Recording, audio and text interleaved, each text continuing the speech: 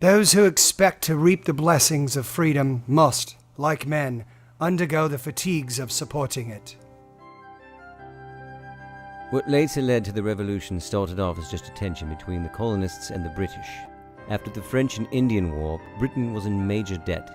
In response, King George III issued the Proclamation of 1763, which stated that the colonists could no longer expand their western territory due to the risk of another Indian War. Soon after that, the British Parliament started to impose more taxes and restrictions. Not only that, but they were also issued without the consensus of the colonial people. The new taxes included the Sugar Act in 1764, which added tax to not only raw sugar and molasses, but also goods like silk, wine, coffee, pimento, and indigo.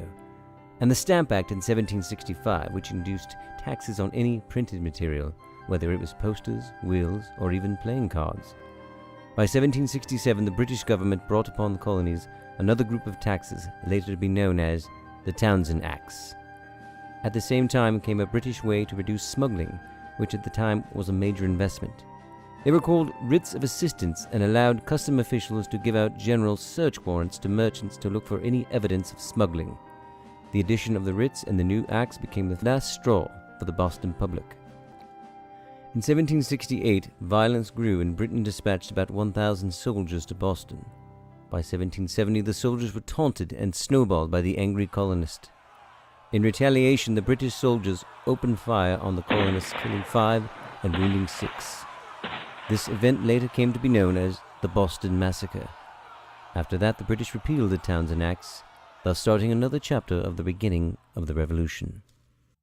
Patriotism is as much a virtue as justice, and is as necessary for the support of societies as natural affection is for the support of families. By the year of 1773, every colony had created a committee of correspondence. By the suggestion of Virginia's House of Burgesses, Thomas Jefferson, they were to talk to other colonial committees about British activity. In Britain, though, there was a different struggle because of the harsh taxes the British put on their tea. The Americans were no longer buying their tea, giving them a surplus of over 17 million pounds. The British introduced the Tea Act, which brought down the tax on tea by 4 to 5. The act unfortunately led to the throwing overboard of 342 chests of tea by colonists dressed as Indians in the Boston Harbor. This became known as the Boston Tea Party. The Tea Party was the last straw for the British and led to the passage of the Intolerable Acts in 1774. By September 1774, the First Continental Congress had been set up. 55 delegates from 12 colonies met to discuss what should be done about conflict with Britain.